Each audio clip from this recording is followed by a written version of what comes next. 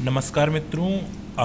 आज जैसे कि हमारी श्रृंखला शुरू हो गई है, इसमें हम पहले व्यष्टि अर्थशास्त्र का अर्थ समझेंगे और क्या क्या परिभाषाएं हैं इससे संबंधित वो समझेंगे। अभी देखते हैं कि व्यष्टि अर्थशास्त्र क्या है। तो हम देखते हैं कि जो सूक्ष्म अर्थशास्त्र में छोटी छोटी इकाइयाँ सम्मिलित की जाती हैं, जैसे कि एक उपभोक्ता, जैसे आप हो तो आप उपभोक्ता हो, तो आप क्या उपभोग कर रहे हो उसका अध्ययन किया जाएगा। जैसे कि आप जो भी खरीदते हैं मार्केट से, वो आप उपभोग के लिए खरीदते हैं, तो उसका अध्ययन किया जाएगा। एक उत्पादक, अगर आप कोई भी कार्य करते हैं, कृषि कार्य से संबंधित या व्यवसाय करते हैं, अगर उसका अध्ययन किया जाएगा तो एक वो क्या होगा, एक एक उत्पादक होगा, क्योंकि हम एक व्यक्तिगत इकाई का अध्ययन कर रहे हैं। इसी प्रकार से एक जब फर्म होती है, अगर हम अध्ययन करते हैं तो अगर हम एक फर्म का अध्ययन करते हैं तो एक व्यक्तिगत इकाई का अध्ययन कर रहे हैं, और एक उद्योग का अध्ययन करते हैं तो वो भी एक उद्योग, अगर अध्ययन करते हैं तो एक उद्योग का अध्ययन कर रहे हैं। अगर हम संपूर्ण उद्योगों का और संपूर्ण फर्म का अध्ययन करेंगे तो वो समष्टि अर्थशास्त्र में चले जाएगी। परंतु अगर हम एक व्यक्तिगत इकाई का अध्ययन करते हैं तो सूक्ष्म अर्थशास्त्र में आएगी। तो सूक्ष्म अर्थशास्त्र की कुछ परिभाषाएं हैं, जैसे कि बोल्डिंग ने सूक्ष्म अर्थशास्त्र की जो परिभाषा दी है, सूक्ष्म अर्थशास्त्र आर्थिक विश्लेषणों की वह शाखा है जो व्यक्तिगत इकाइयों के आर्थिक व्यवहार का अध्ययन है, न कि इकाइयों के समूह का। ठीक है। और हेडरसन और क्वांट ने भी सूक्ष्म अर्थशास्त्र की परिभाषा इस प्रकार से दी है। सूक्ष्म अर्थशास्त्र में व्यक्तिगत इकाइयों एवं सुपरिभाषित व्यक्तिगत समूह की आर्थिक क्रियाओं का अध्ययन किया जाता है। और जेके मेहता, जो कि भारतीय अर्थशास्त्री हैं, उनके द्वारा भी एक परिभाषा दी गई, जो कि ये है कि किसी एक इकाई के आचरण के अध्ययन को प्रायः सूक्ष्म अर्थशास्त्र के नाम से पुकारा जाता है। अब हम सूक्ष्म अर्थशास्त्र की विशेषताएं पढ़ेंगे। सूक्ष्म अर्थशास्त्र की क्या विशेषताएं हैं उसका अध्ययन करेंगे। तो सूक्ष्म अर्थशास्त्र की विशेषता ये है कि व्यक्तिगत आर्थिक इकाइयों का अध्ययन करता है। व्यक्तिगत आर्थिक इकाइयों का अध्ययन, जैसे कि व्यक्तिगत आय, आपने क्या आय कमाई है, उसका अगर हम अध्ययन करते हैं तो वो सूक्ष्म अर्थशास्त्र के अंतर्गत आएगा। अगर हम भारत में स्थित सभी लोगों की आय का अध्ययन करेंगे तो वो समष्टि अर्थशास्त्र के अध्ययन की ओर जाएगी। परंतु हम व्यक्तिगत इकाई का अध्ययन कर रहे हैं, जैसे उत्पादन, अगर आप उत्पादन करते हैं, कृषि कार्य करते हैं, ये पहले भी बता चुका हूँ मैं, तो वो सूक्ष्म अर्थशास्त्र के अंतर्गत आएगी।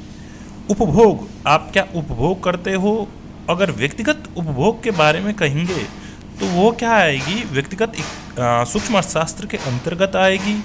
लागत, कोई भी कार्य करते हैं उसमें जो लागत लगती है, अगर एक व्यक्ति की करते हैं तो वो सूक्ष्म अर्थशास्त्र के अंतर्गत आएगी।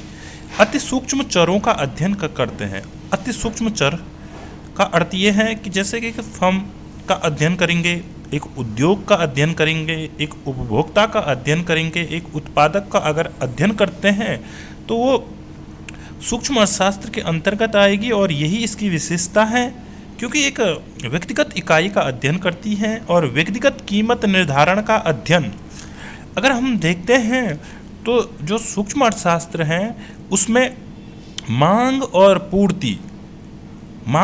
पूर्ति के द्वारा जो कीमत निर्धारण होता है उसका अध्ययन किया जाता है। अब हम देखते हैं कि मांग और पूर्ति जहाँ पे बराबर होगी वहाँ पे कीमत का निर्धारण होगा।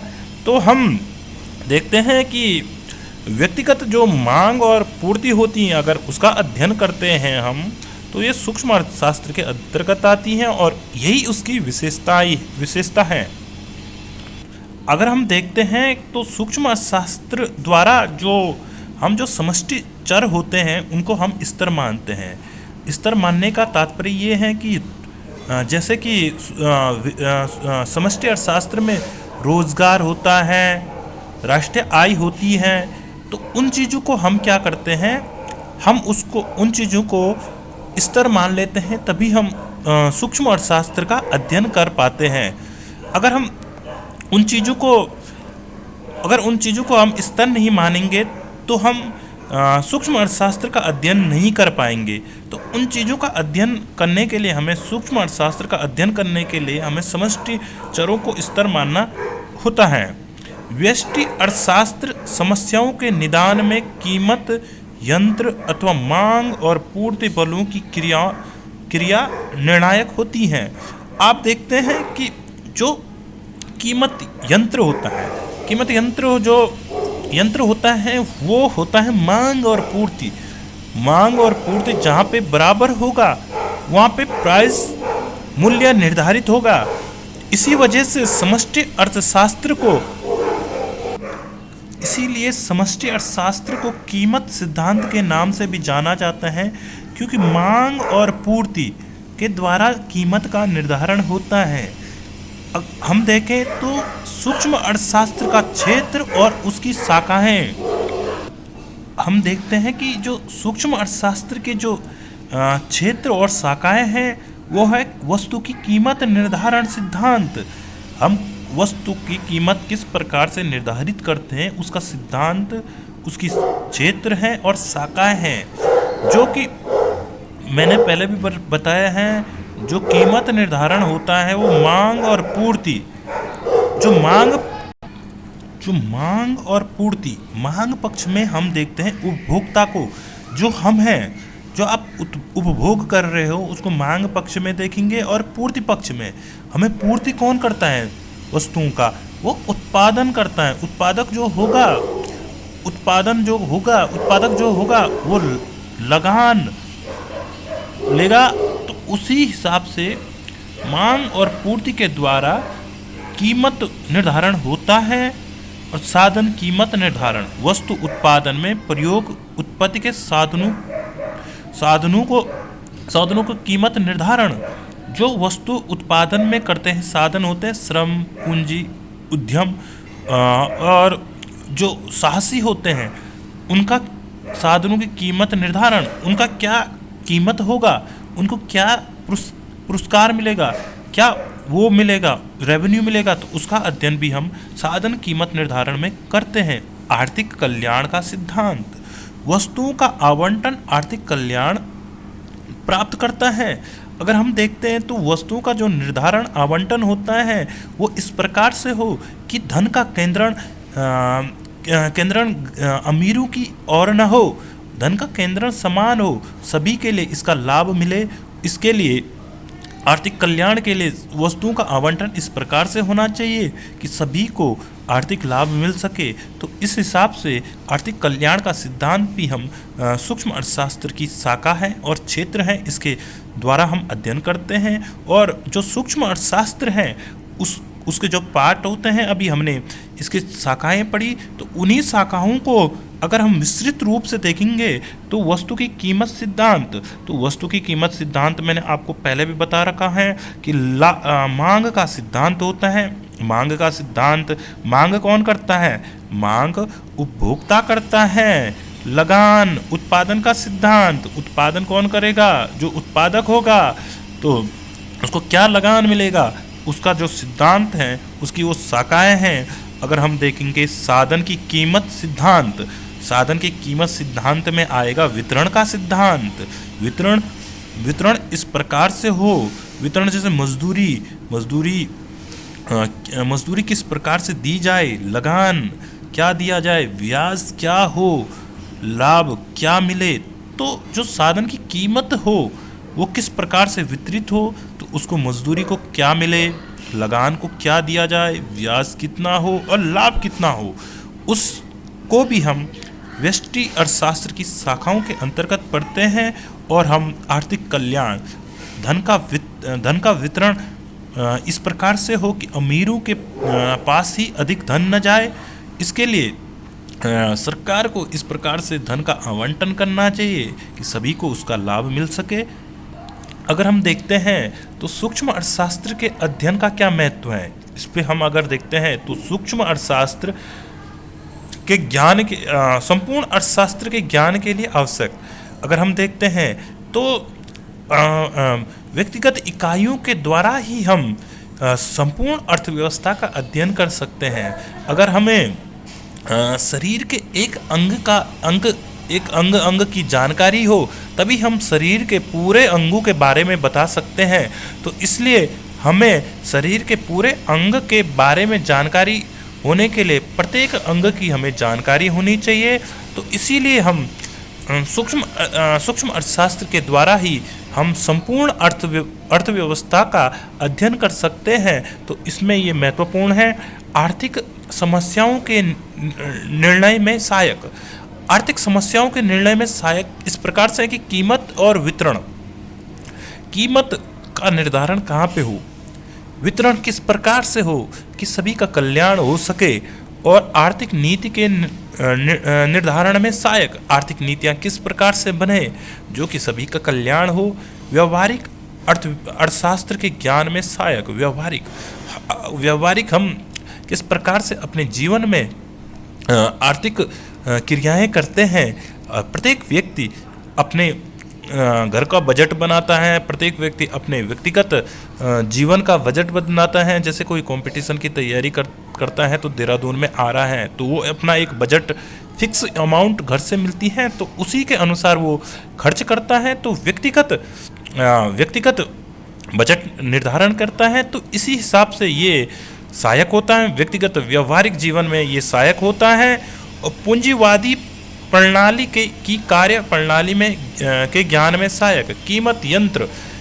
अब पूंजीवादी जो अर्थव्यवस्था होती है वो कीमत निर्धारण, मांग और पूर्ति, जो भी हम देखते हैं जो पूंजीवादी अर्थव्यवस्था है जैसे अमेरिका, जर्मनी, जो भी अर्थव्यवस्था है वो क्या करती है, पूंजीवादी अर्थव्यवस्था है। तो वहाँ कीमत निर्धारण, मांग और पूर्ति, सरकार का हस्तक्षेप नहीं होता वहाँ पे। पूर्ण रूप से कीमत यंत्र, जहाँ मांग बढ़ेगी तो उद्योगपति उस चीज़ की पूर्ति बढ़ाता है और उसी के द्वारा प्राइस यानी कि कीमत निर्धारण होता है। तो व्यष्टि अर्थशास्त्र की विश्लेषण की परिसीमाएं। अब क्या है, व्यष्टि अर्थशास्त्र की कुछ सीमाएं भी होती हैं। तो विश्लेषण की क्या सीमाएं हैं उसका अध्ययन भी हम करते हैं कि समग्र नहीं बल्कि अंश का अध्ययन। अगर हम देखते हैं तो आपको पता ही है, मैं पहले भी बता चुका हूँ कि जो व्यष्टि अर्थशास्त्र होती हैं वो संपूर्ण आर्थिक चरों का अध्ययन नहीं करती हैं, जबकि वो व्यक्तिगत इकाइयों का अध्ययन करती हैं। इसीलिए इसकी ये सीमाएं हैं क्योंकि ये व्यक्तिगत इकाइयों का अध्ययन करती हैं। अपर्याप्त विश्लेषण जैसे कि व्यक्तिगत, परिवार, फर्म, उद्योग के संबंध में जो निष्कर्ष वह पूरी अर्थव्यवस्था पर लागू नहीं होता है।